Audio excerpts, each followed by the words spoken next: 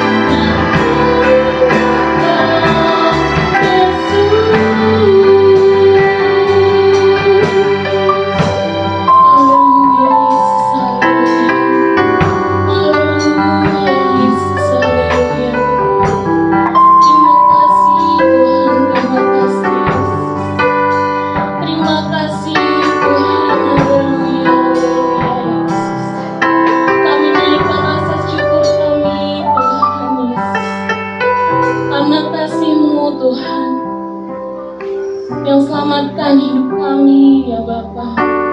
Terima kasih Tuhan, terima kasih Yesus. Haleluya, haleluya. Haleluya Yesus, haleluya. Terima kasih Tuhan, terima kasih Yesus. Kita ulang pujian ini dari awal. Besar mulia kasih-Mu.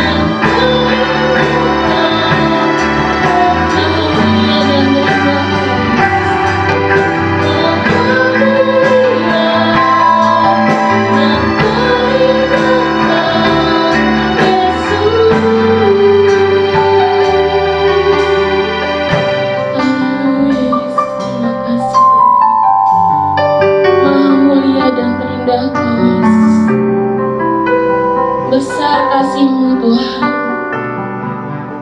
Engkau yang rela mati menebus dosa kami semua ya Bapa.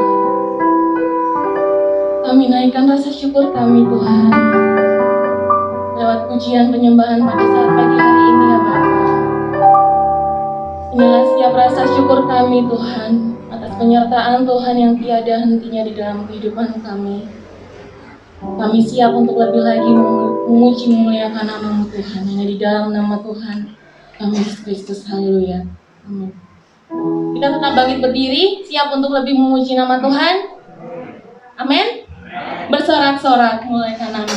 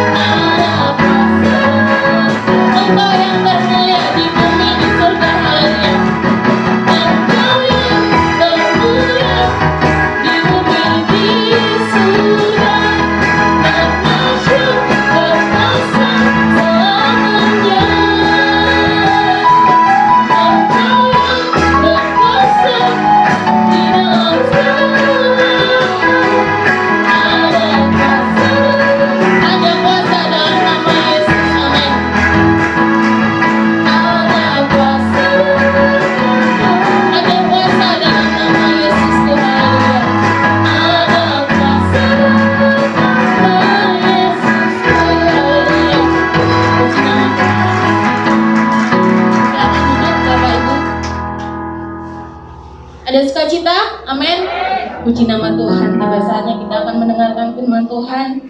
Kita siapkan hati kita untuk mendengarkan firman Tuhan. Kita naikkan pujian betapa ajaib dan dahsyatnya Tuhan.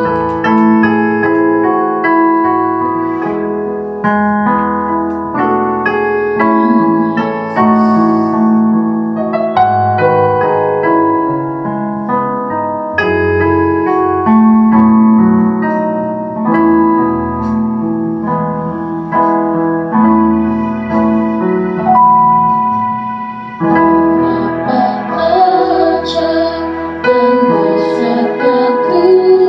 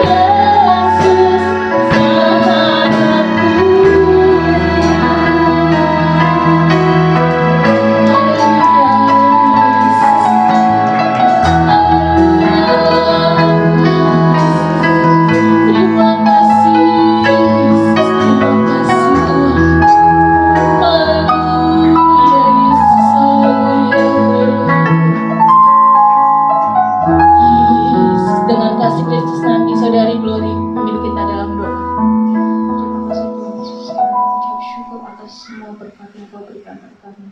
Ya Bapa, kami yakin dan percaya tak satu pun dari setiap keadaan kami saat ini Engkau meninggalkan kami. Tapi kami yakin dengan iman kami Engkau terus selalu berada bersama kami, karena Engkaulah satu-satunya sahabat setia kami, ya Yesus. Ya Yesus, di hadapan-Mu ini Bapa, jemaat-Mu di tempat ini Bapa, kami mempersiapkan hati kami untuk mendengarkan firman-Mu ya Bapa. Berkati Bapa, gembala yang akan memberikan firman. Biarkanlah setiap perkataan firman yang keluar dari mulutnya dapat menjadi berkat, dapat menjadi makanan rohani bagi kami ya Bapa, dan menuntun segala hidup kami ya Bapa. Inilah kami Bapa, dengan kehidupan kami, inilah kami dan keadaan kami. Kami mau serahkan segala hidup kami sebagai alat kerajaan-Mu ya Bapa. Di dalam nama Tuhan Yesus kami mengucap syukur. Haleluya, haleluya, amin. Tuhan, haleluya. Salam sejahtera dalam kasih Tuhan Yesus Kristus. Selamat hari Minggu, selamat kita berbakti kembali bersama-sama pada pagi hari ini. Bapak, Ibu, dan Saudara, di pagi Minggu ini saya masih akan melanjutkan pembahasan firman Tuhan yang kita sudah lihat minggu lalu dari Injil Yohanes pasal 13 ayat 31 sampai 35. Mari kita perhatikan kembali bagian ayat-ayat itu, dan saya akan meneruskan pembahasan yang sudah kita mulai di dalam ibadah minggu lalu. Yohanes pasal 13 ayat 31 sampai ayat yang ke-35. Dan tema firman Tuhan pagi ini masih dalam tema memuliakan Allah melalui kasih. Yohanes pasal 13 ayat 31 sampai ayat yang ke-35. Sesudah Yudas pergi, berkatalah Yesus, sekarang Anak Manusia dipermuliakan dan Allah dipermuliakan di dalam Dia. Jikalau Allah dipermuliakan di dalam Dia, Allah akan mempermuliakan Dia juga di dalam dirinya, dan akan mempermuliakan Dia dengan segera. Hai anak-anakku, hanya seketika saja lagi aku ada bersama kamu.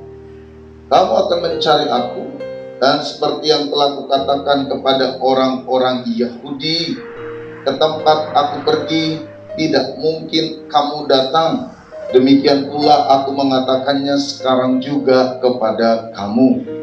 Aku memberikan perintah baru kepada kamu, yaitu supaya kamu saling mengasihi, sama seperti aku telah mengasihi kamu, demikian pula kamu harus saling mengasihi. Dengan demikian, semua orang akan tahu bahwa kamu adalah murid-muridku, yaitu jikalau kamu saling mengasihi. Saudara, minggu lalu di dalam tema besar perintah baru, saya ajak saudara untuk melihat satu pesan penting dari bagian perikop ini, di mana di dalam bagian itu saya menegaskan satu poin yang perlu untuk diperhatikan, bahwa Yesus melalui pesan yang disampaikan kepada murid-muridnya ingin membawa kita untuk sungguh-sungguh memahami bahwa semua proses, semua kegiatan, semua usaha yang Ia lakukan sebagai anak Allah adalah sebuah bagian dari upaya untuk memuliakan Allah. Nah, ini poin yang kemudian saya garis bawahi minggu lalu. Yesus ingin memberitahu kepada murid-muridnya bahwa seluruh proses kehidupan yang Ia jalani sebagai anak Allah sampai ia rela mati di atas kayu salib adalah bagian dari usaha memuliakan Allah. Nah, ketika pesan ini disampaikan kepada murid-murid sebagai sebuah pesan terakhir sebelum Yesus mati dan nanti pada akhirnya akan naik ke surga, Yesus ingin menegaskan tugas yang sama kepada murid-muridnya. Tentu juga include di dalamnya kepada kita yang adalah murid-murid Yesus. Yesus ingin agar kita semua hadir, hidup, berproses untuk memuliakan Allah, untuk membawa diri kita menempatkan Allah sebagai satu-satunya pribadi yang layak disembah di dalam seluruh aspek kehidupan kita masing-masing. Ketika kita hidup, ketika kita bergerak, ketika kita berproses di dalam hidup berkeluarga, dalam hidup pekerjaan kita, dalam hidup masyarakat kita, Yesus mengundang kita sebagai murid-muridnya untuk senantiasa membawa kehidupannya, membawa kehidupan kita memuliakan Allah. Dan pada akhirnya Alkitab kemudian menegaskan bahwa kehidupan proses yang dinyatakan oleh Kristus, di mana ia menjadi anak Allah, justru adalah tempat di mana Bapa dimuliakan di dalam dirinya. Dan ketika Bapa dimuliakan di dalam dirinya, Alkitab, Injil Yohanes memberi kesaksian, justru di situ juga lah Allah memuliakan Yesus. Panggilan kita untuk memuliakan Allah, untuk senantiasa menghadirkan hidup memuliakan Allah, adalah sebuah bagian dari proses bagaimana kehidupan kita juga akan dimuliakan oleh Allah.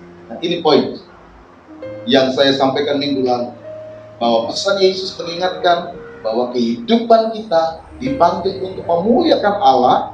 Namun pada saat yang sama juga, ketika hidup ini digerakkan, hidup ini diarahkan, hidup ini diorientasikan, hidup ini ditujukan untuk memuliakan Allah, disitulah Allah juga akan memuliakan kita.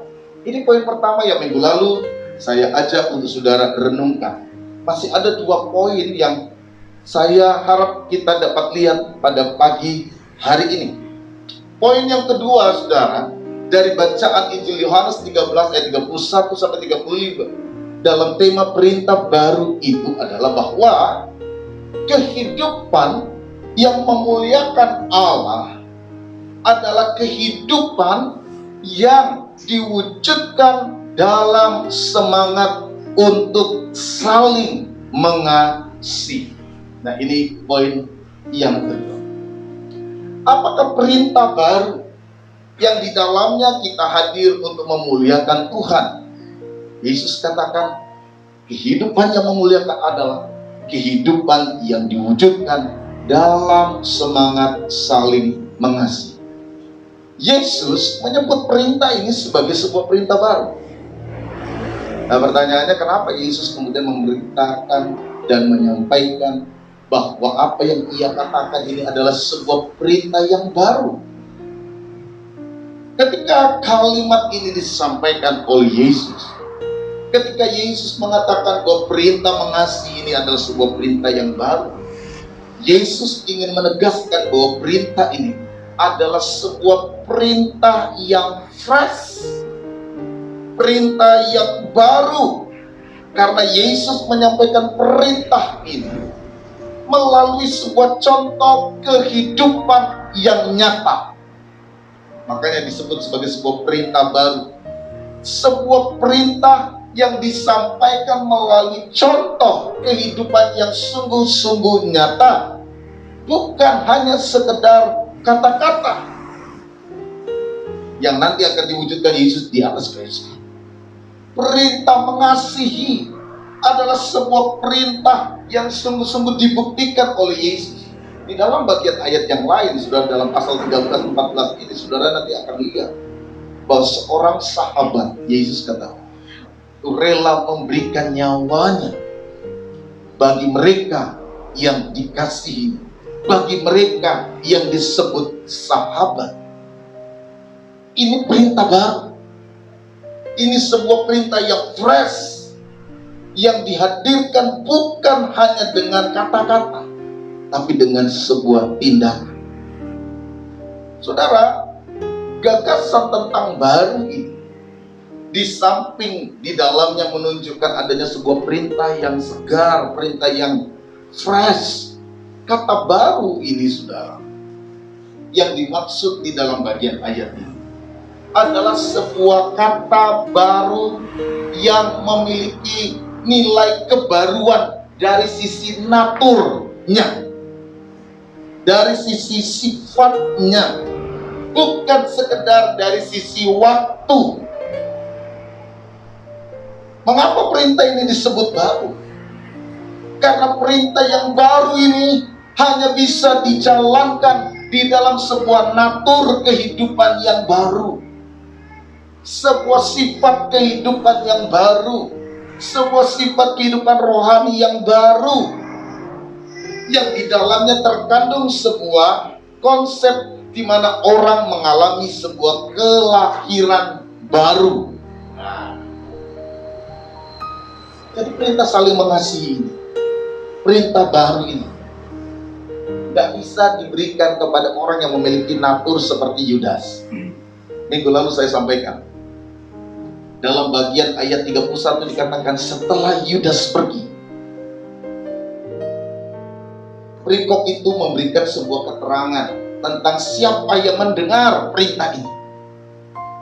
Perikop ini memberikan sebuah keterangan siapakah yang mendengar perintah itu, siapakah yang layak menerima perintah itu, siapakah yang bisa mengerjakan perintah itu. Tidak ada karakter Yudas di sini. Yudas sudah pergi. Di dalam perikop sebelumnya saudara baca, Yudas sudah pergi. Jadi Yesus bicara kepada 11 murid. Ini perintah baru. Ini sebuah perintah yang aku sampaikan kepadamu untuk engkau lakukan. Dan ketika perintah ini baru, menuntut sebuah tanggapan baru, menuntut sebuah natur yang baru, maka disebut atau digunakan kata kainos. Kata kaine di dalam ayat ini untuk menyebut perintah yang baru itu. Karena gagasan yang baru yang disampaikan oleh Yesus tidak akan pernah bisa dilakukan oleh orang yang masih tetap hidup di dalam natur lama, di mana kriteria kualitas kehidupan Yudas masih ada di dalamnya. Mari kita lihat saudara beberapa gagasan yang menunjukkan kata kainos atau kata kaine yang berarti baru ini di dalam Alkitab. Pertama saya tunjukkan saudara di dalam kitab Yehezkiel 36 ayat 26 untuk menjelaskan kata kainos atau kata kaine yang ada di dalam gagasan perintah baru itu. Di dalam Yehezkiel 36 ayat 26 dikatakan begini, kamu akan kuberikan hati yang baru dan roh yang baru di dalam batinmu, dan aku akan menjauhkan dari tubuhmu hati yang keras dan kuberikan kepadamu hati yang taat. Kata hati yang baru, roh yang baru, ini adalah nilai dari kainos atau nilai dari kata kaine yang diterjemahkan di dalam bahasa Indonesia dengan kata baru. Baru di sini bukan baru dari sisi waktu, tapi baru dari sisi natur, sifat, karakter. Orang yang mau melakukan perintah baru, perintah mengasihi, perintah untuk menghidupi karakter Kristus, hanya adalah orang-orang yang mau merespon dengan cara yang baru. Makanya gagasan perjanjian baru yang lahir dari karya keselamatan Yesus Kristus itu selalu menghasilkan yang baru. Ciptaan baru, kelahiran baru, hidup baru, manusia baru. Semua gagasan-gagasan baru itu adalah gagasan yang memiliki natur yang baru. Karena kemanusiaan lama yang di dalamnya melekat nilai-nilai egoisme, nilai-nilai kepentingan diri sendiri, nilai-nilai yang hanya mencari keuntungan pribadi, itu tidak akan pernah bisa dan tidak akan pernah mau melakukan kehendak Tuhan. Proses pengalaman kelahiran baru di dalam hidup kita adalah sebuah proses yang harus terus dibaharui dari hari ke hari. Ketika manusia baru mau mati, ketika manusia baru mau tidak bertumbuh, maka manusia lama muncul. Ini konsepnya. Jadi mengapa seringkali kita melihat ada pertentangan di dalam diri kita, di dalam karya keselamatan Kristus, namun masih ada kehidupan lama, masih ada kehidupan yang menurut kita sesuatu yang tidak berkenan kepada Tuhan, lebih berkuasa, mengambil bagian, mengontrol diri kita, entah itu pikiran kita, entah hati kita, yang justru lebih mendorong kepentingan-kepentingan hawa nafsu dan kehidupan keduniawian kita daripada semangat untuk melakukan kehendak Tuhan. Kalau sinyal-sinyal itu muncul dalam kehidupan saudara, semangat keakuan, hawa nafsu, duniawi lebih berkembang dalam diri kita, itu tanda manusia baru kita mandek. Itu tanda manusia baru kita tidak bertumbuh. Karena ketika manusia barumu tidak bertumbuh, manusia lamamu yang akan bertumbuh semakin besar. Jadi mekanismenya begini. Kalau manusia baru kita ini tidak bertumbuh, dia berhenti. Nah, yang bertumbuh manusia lamanya. Tapi kalau manusia barunya terus bertumbuh, manusia lamanya semakin merosot. Kalau saudara terus menumbuhkan, saudara terus menggiatkan, saudara terus memberikan kesempatan manusia barumu tuh terus bertumbuh, terus hidup, manusia lamanya semakin merosot, semakin merosot, semakin merosot, semakin merosot. Seperti sebuah ruangan, kalau sudah dipenuhi oleh barang-barang yang kita sebut sebagai barang-barang baru, maka tidak ada tempat bagi barang-barang lama. Tidak ada tempat bagi barang-barang yang lama. Kalau rumah hati kita dipenuhi oleh kualitas manusia baru dan terus saudara isi dengan hal-hal yang baru, saudara tumbuhkan, saudara penuhkan dengan hal-hal yang baru, manusia lamamu, ruang-ruang hidupmu tidak ada lagi tempat bagi kualitas kemanusiaan lama kita. Tetapi ketika hatimu defisit dengan kualitas dan karakter manusia barumu, nah manusia lama yang muncul, dia harus penuh. Nah yang bikin penuh ini siapa? Nah, kalau bukan manusia lama, ya manusia baru. Tapi kalau manusia barunya sedikit, yang bikin penuh manusia lama. Dan itulah sebabnya kenapa kemudian manusia lama kita mengambil peran lebih besar dalam keputusan-keputusan hidup kita. Manusia lama kita lebih mengambil peran dalam seluruh keputusan hidup kita. Karena kita tidak lagi bertumbuh dalam kualitas kemanusiaan baru. Untuk dapat merespon firman Allah, untuk dapat menjadikan diri kita sebagai pelaku-pelaku dari perintah baru yang mau kita wujudkan dalam seluruh hidup kita hari ini, maka kamu butuh manusia baru. Engkau butuh untuk memperbaharui kehidupanmu. Ketika engkau menyerah untuk dipimpin oleh Tuhan, diperbaharui dalam natur yang baru. Ini perintah baru yang menuntut respon baru. Ini perintah baru yang menuntut natur yang baru, sifat yang baru, karakter yang baru. Dan itulah tandanya bahwa kita adalah milik Kristus. Wahyu 21 ayat 1 dan 2 sebagai contoh untuk menggambarkan nilai kualitas baru tadi. Lalu aku melihat langit yang baru dan bumi yang baru, sebab langit yang pertama dan bumi yang pertama telah berlalu dan laut pun tidak ada lagi.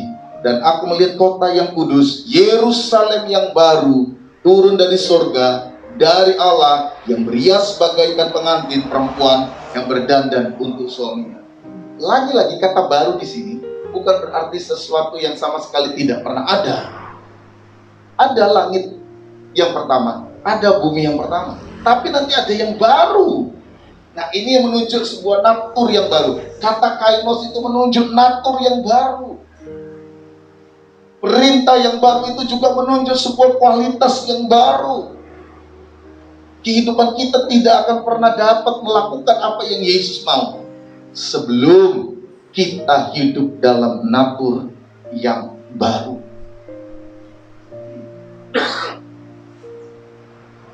Kehidupan manusia baru itu harus bertumbuh, harus memberi respon untuk dapat melakukan kehendak Tuhan. Tanpa kualitas manusia baru, kita tidak akan pernah dapat melakukan firman Tuhan. Saudara, kata mengasihi yang merupakan bagian dari perintah baru paling tidak mengandung dua unsur penting yang perlu untuk kita perhatikan di sini. Yang pertama, bahwa perintah mengasihi itu di dalamnya terkandung nilai melakukan kehendak Allah bagi kehidupan, bagi kebaikan bersama. Ketika Yesus mengatakan inilah perintah baru, hendaklah kamu saling mengasihi, maka wujud dari kehidupan saling mengasihi itu adalah bagaimana kita bersama-sama sebagai murid Kristus melakukan kehendak Allah bagi manusia dan kebaikan bersama. Karena Tuhan mau mengarahkan hatinya, pikirannya, hidupnya untuk keselamatan dunia ini. Perintah mengasihi berarti kita siap untuk melakukan kehendak Allah. Apa yang menjadi kehendak Allah bagiku? Apa yang menjadi kehendak Allah untukku? Untuk melakukan dalam kehidupan bersama, untuk melakukan dalam kehidupan sesama, untuk melakukan dalam kehidupan keluarga, untuk melakukan dalam kehidupan kebersamaanku. Jadi prinsip mengasihi itu adalah sebuah prinsip yang paralel, yang sejalan dengan keinginan Allah, kehendak Allah.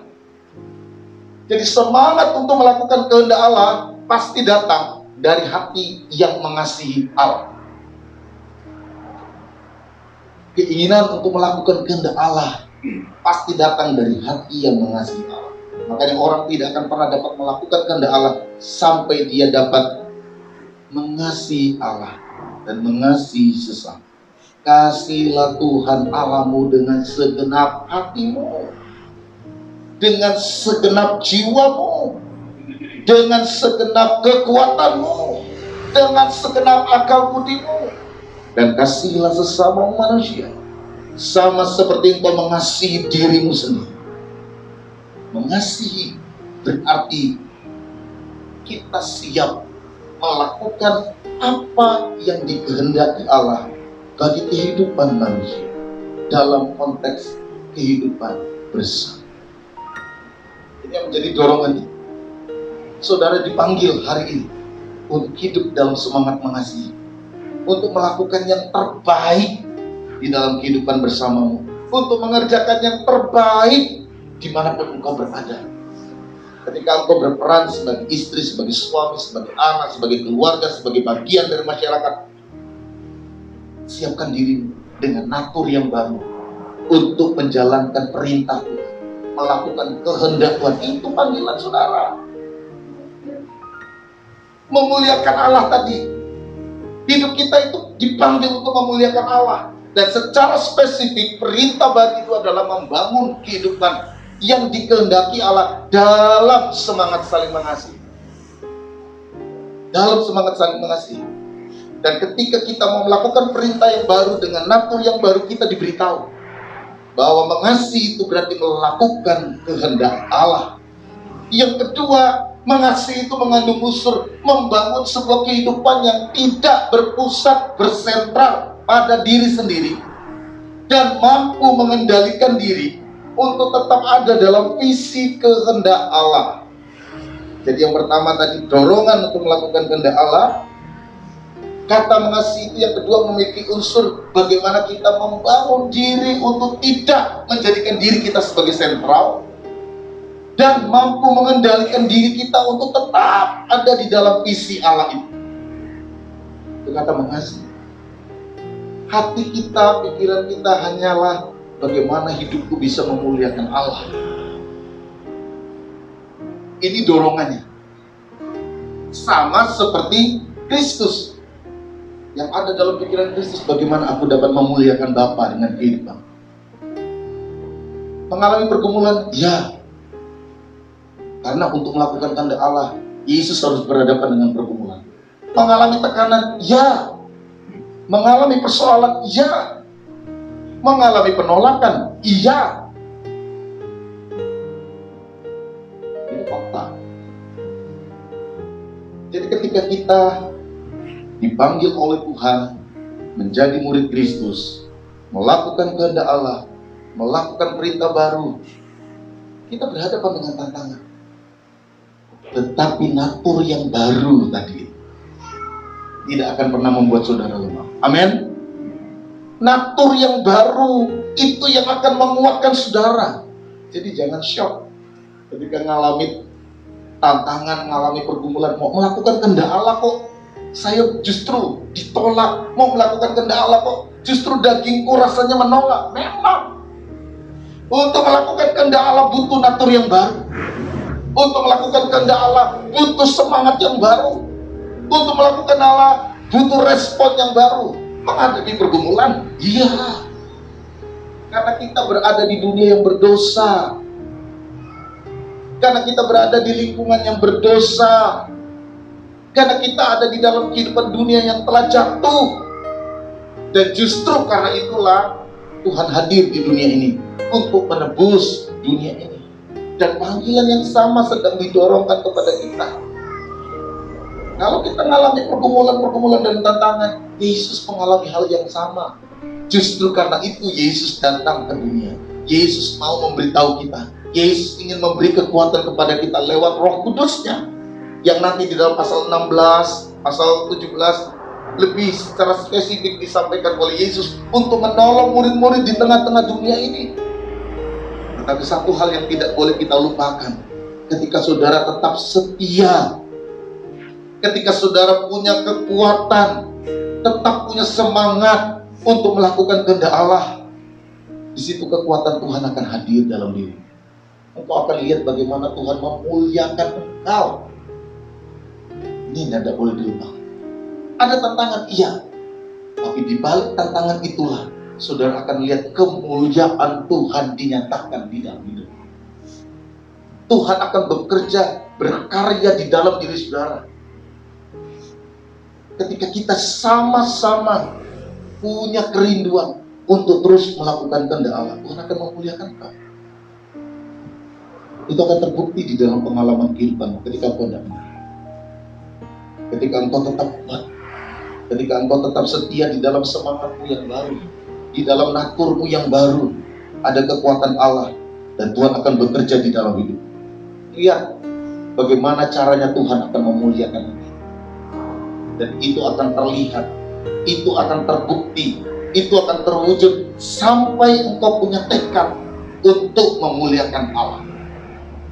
Ketika engkau bertekad, ketika engkau sungguh-sungguh punya semangat untuk memuliakan Allah, disitulah jalan untuk melihat bagaimana Allah akan memuliakan.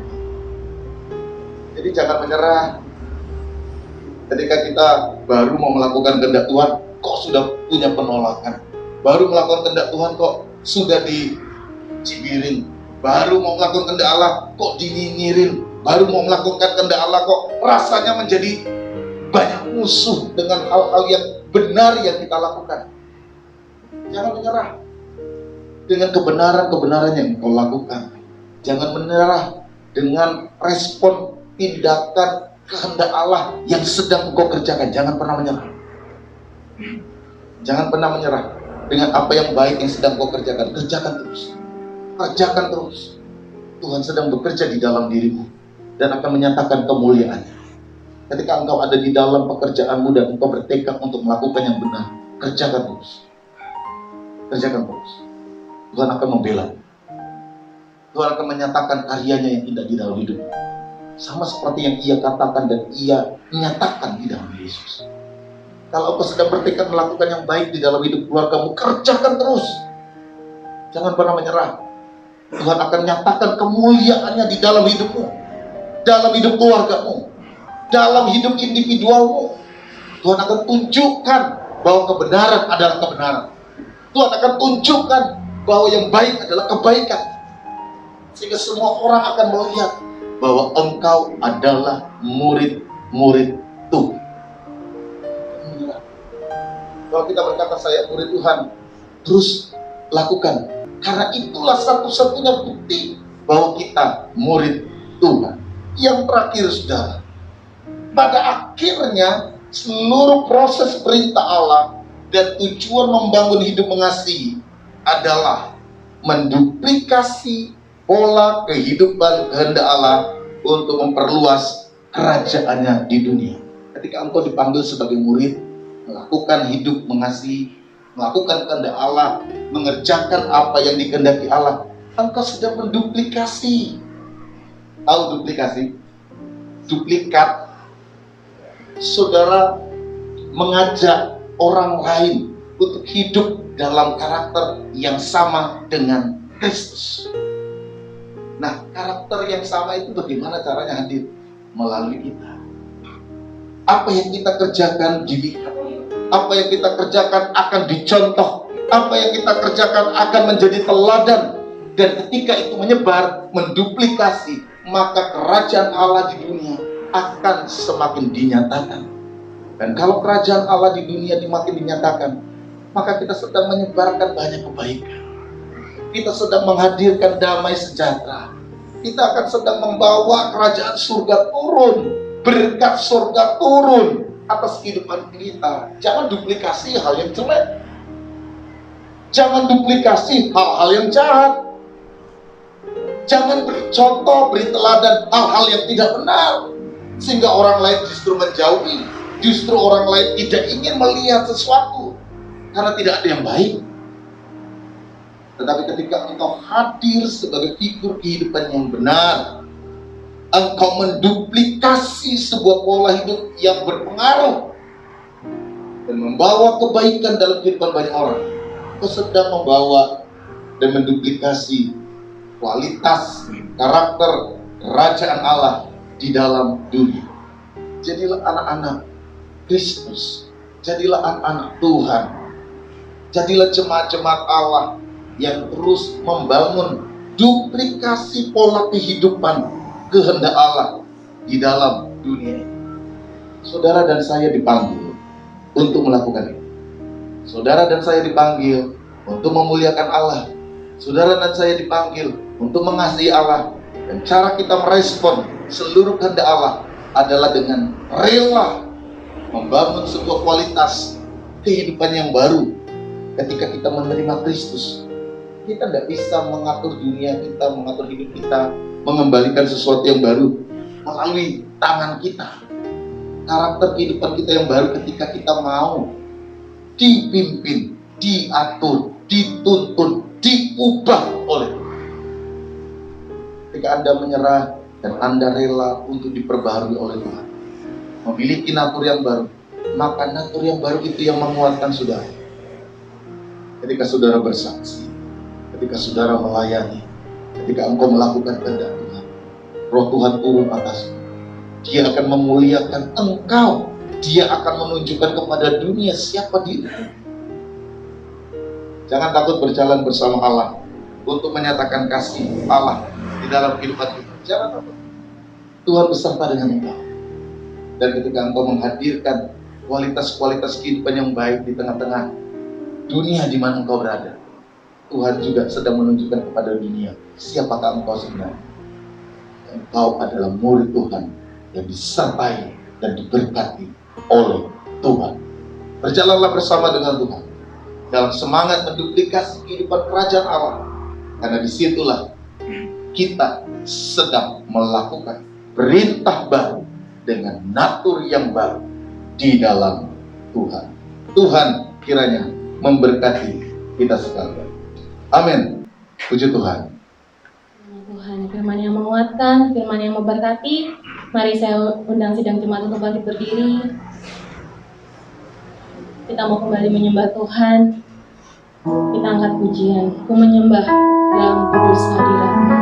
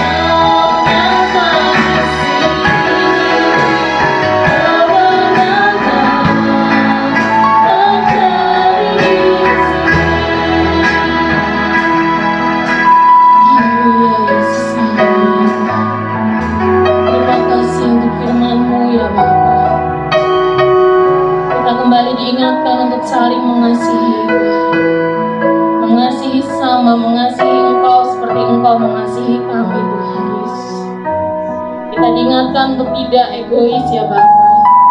Kita diingatkan untuk selalu berjalan sesuai dengan kehendak-Mu Tuhan. Sesuai visi dengan kehendak-Mu Tuhan Yesus. Ajar kami selalu Tuhan. Berjalanlah selalu bersama-sama dengan kami ya Bapa. Kami butuh Engkau Tuhan di setiap kehidupan kami ya Bapa. Haleluya Yesus, haleluya Tuhan. Ku menyembah dalam kudus hadirat.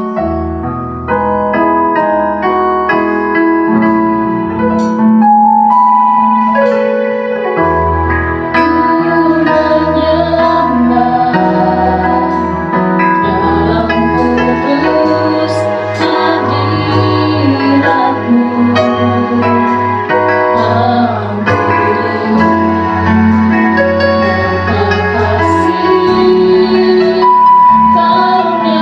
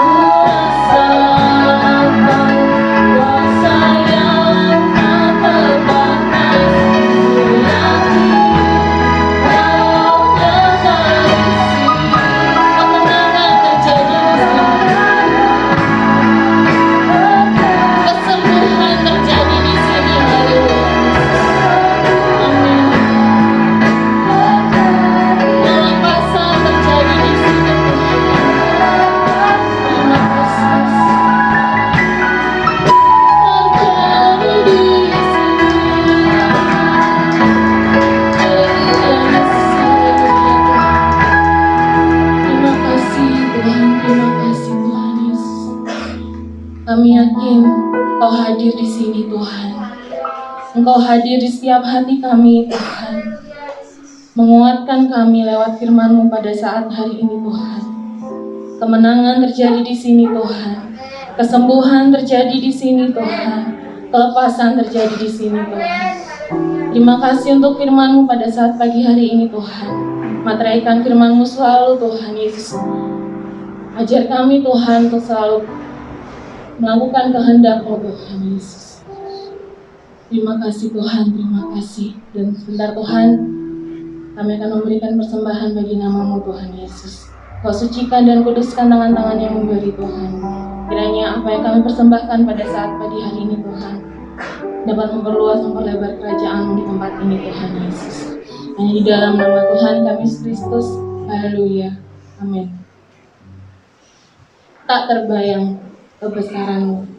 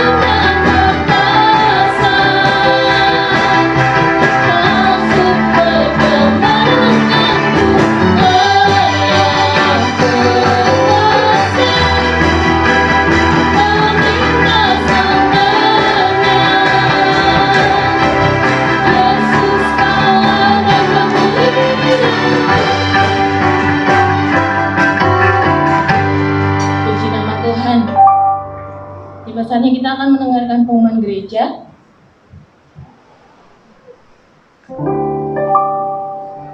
Pengumuman ibadah raya tanggal 17 April hari Minggu. Nanti pemimpin pujiannya Saudari Elsa, singernya Saudari Esther, LCD Saudari Vita, cek suhu Saudari Eva, kolektannya nanti Ibu Endah. Tim musik seperti biasa dan akan disertai dengan perjamuan kasih selesai ibadah. Lalu untuk ibadah keluarga hari Rabu tanggal 13 April pukul 17.30.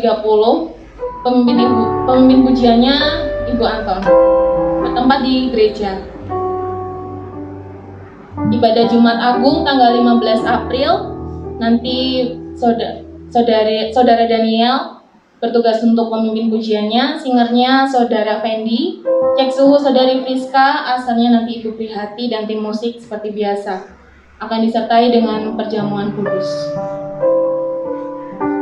Untuk hari Sabtu tanggal 16 April diadakan Paskah untuk sekolah minggu di Pantai Jati Malang. Nanti kumpulnya di gereja jam 6 pagi. Untuk transportasi sudah disediakan. Ibadah pemuda tanggal 16 April hari Sabtu ditiadakan.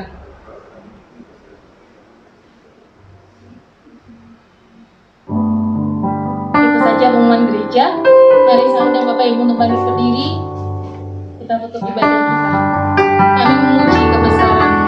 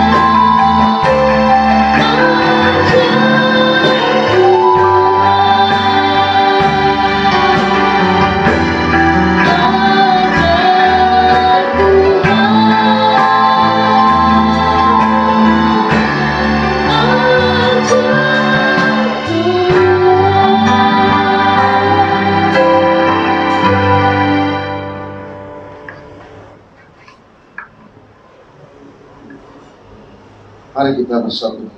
Bapa, terima kasih Engkau baik bagi kami semua. Engkau mengaruniakan sukacita dan damai sejahtera, sehingga kami dapat beribadah, memuji, memuliakan, membesarkan nama Tuhan. Hari ini kami bersukacita karena Engkau hadir bersama-sama dengan kami, menguatkan kami semua untuk beribadah, memuji, memuliakan nama-Mu. Dan kami percaya bahwa hidup kami semua diberkati oleh Tuhan. Engkau hadir turun menjamah kami. Engkau hadir turun memberikan kekuatan kepada kami.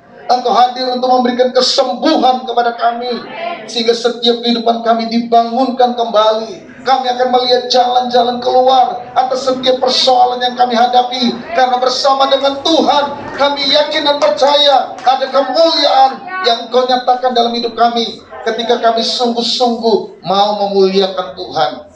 Berkati kami untuk dapat menjadi pelaku-pelaku firman, melakukan perintah Allah di dalam kehidupan kami semua. Setiap anak-anak-Mu yang sudah hadir beribadah pagi ini, maupun mereka yang beribadah melalui online, Tuhan kiranya yang memberkati hidup mereka semua. Setiap persembahan, setiap pujian, setiap milik Tuhan yang dikembalikan kepada Tuhan, Engkau yang membalas dengan berlipat kali ganda. Engkau yang melihat dari tempat yang maha tinggi, dan Engkau yang akan mengerjakan, Engkau yang akan memerintahkan berkat-berkat-Mu turun atas setiap kehidupan kami semua. Kami menyerahkan di sepanjang minggu yang akan kami jalani, seluruh kegiatan, seluruh pekerjaan, seluruh usaha yang kami lakukan. Kami mohon Tuhan memberkatinya. Kami mohon Tuhan mengerjakannya, sehingga apa yang dikerjakan oleh tangan kami, apa yang diusahakan, apa yang sudah kami rencanakan, semua berjalan seturut kehendak-Mu. Karena kami percaya di dalam kehendak Tuhan ada kuasa yang sanggup untuk mengerjakan yang terbaik di dalam hidup kami. Pelayanan-pelayanan kami di sepanjang minggu ini, dan seluruh kegiatan ibadah yang akan kami laksanakan dalam rangka Paskah, Tuhan kiranya yang memberkati, baik ibadah hari Rabu, ibadah hari Jumat, ibadah Pasca sekolah Minggu, hari Sabtu, maupun ibadah hari Minggu kebangkitan. Tuhan kiranya memberkati pelayan-pelayan Tuhan yang sudah dipersiapkan, Engkau urapi sehingga ibadah kami menjadi ibadah yang diberkati oleh Tuhan, ibadah yang membawa sukacita, membawa pembaharuan, dan membawa keselamatan bagi kami semua. Terima kasih Tuhan, turunlah berkat-Mu bagi kami, bagi keluarga, bagi masyarakat, bagi bangsa kami, dan biarkanlah sukacita Allah penuh atas kami dan terus bekerja dari hari ke hari. Terima kasih Bapa. Sebentar kami akan kembali pulang ke rumah kami masing-masing. Mari Engkau pimpin dan sertai kami, tuntunlah kami dalam perjalanan, dan tibakanlah kami di rumah kami dengan selamat. Sekarang turunkan tangan berkat Tuhan bagi kami. Saudaraku yang terkasih, pulanglah, bawalah berkat Tuhan. Kiranya anugerah damai sejahtera dari Tuhan Yesus Kristus, kasih Allah Bapa dalam persekutuan Roh Kudus menyertai, memberkati, menuntun, memelihara engkau sekalian. Tuhan yang akan memimpin engkau dan memberikan kepadamu masa depan yang penuh harapan. Tuhan yang mengangkat engkau dan menghadirkan kebaikan demi kebaikan hari ini sampai selama-lamanya, dalam berkat nama Tuhan Yesus Kristus. Haleluya. Amin. Selamat siang, Tuhan memberkati kita sekalian.